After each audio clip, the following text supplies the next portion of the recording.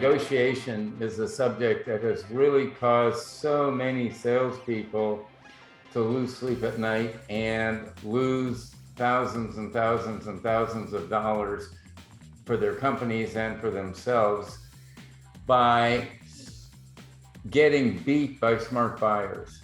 And in the corporate world, most salespeople are naive to how much training the corporate buyers receive. Smart buyers will take it away from you at least once. And believe it or not, they're aware of your deadlines. They know when your quarter ends. They know about your trip to Hawaii and all that stuff. So, you don't go out and drive a $300,000 Bentley if you can't afford it. Most people don't do that. So he will let you come back and be happy to do the deal. Now, here's the question for you. If you are smart enough to do that on a car purchase, do you think your corporate buyer is smart enough to take it away from you and see how badly you want it? Yeah, absolutely. They've all been trained to do that. They've gone to buying school and they've been trained to take it away from you to convince themselves they're getting the best deal. But when you're under 100% of quota and you're worried about your job, it's awful hard to have the stomach to withstand that squeeze. So in preparation for negotiation, when I used to allow my salespeople who were 100% of quota to go out and negotiate, I never, ever let a salesperson go out and negotiate who was less than 100% of quota, because I knew they couldn't withstand the squeezing. I said, wait a minute, first thing you do is surprise. You've known the price for 43 days. What has changed? When I was selling software, the smart buyer would say, well, we make widgets and our bottom line profit is this much. And I look at your numbers and what you're paying for this software, and I think the amount of profit you're making in the software business is obscene.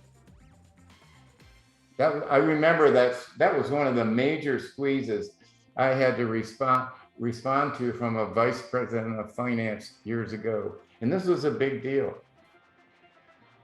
So what I said to him is, the key to making this project work is our support consultants, and we need our profits in order to be able to put top-notch help at your disposal when you need it. That's a polite no. He squeezed me. He told me my profits were obscene, and I just stayed calm. And I said, I don't know how you use your profits, but we use our profits to fund a support team that's the best in the industry. The buyer just needs to believe what? Getting the best price. Getting the best price, the best possible price.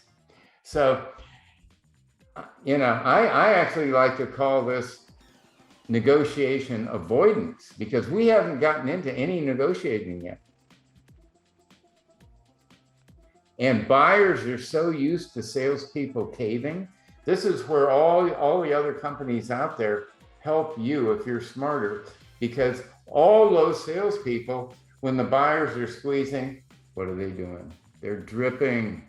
I'm glad to have you here. I know we've evaluated this. It seems like we're all in line that this will help you guys convert more and obviously add additional revenue. I'm glad your whole team's on board here. You just said there, and I just want to confirm, outside of price, is there anything else from keeping you moving forward? Actually, we are going to give you the best price possible today, Mike. And it actually came from a decision from our founder. I'm going to squeeze you for the next 13 minutes, Samantha. Are you ready?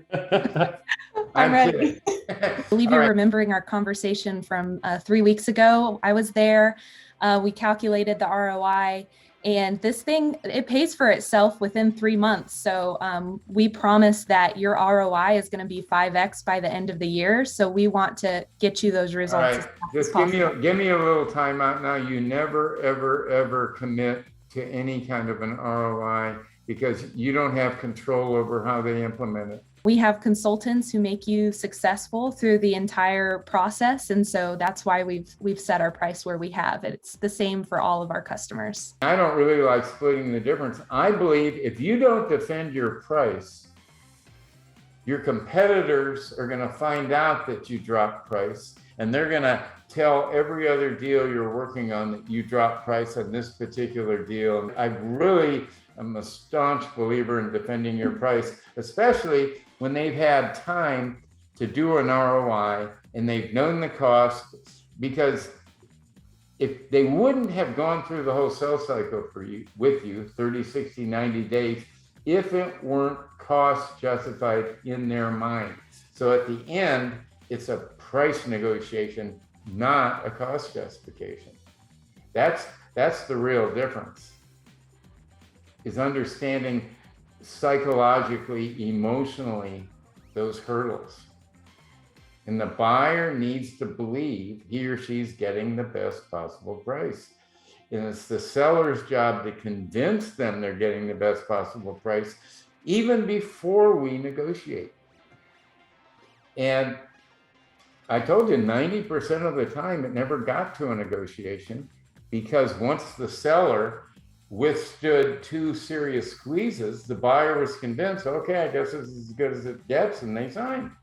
On the one hand, you want to stay calm, but you don't want to look cocky either, right? You just want to be neutral and non-defensive and maybe a little emotional. You know, I used to say, what's going on? You've known this price for 3 months. What's changed? I mean, that's a legitimate emotional response you can give when they squeeze you. It's really close, but I'm gonna give it to Arthur 51-49.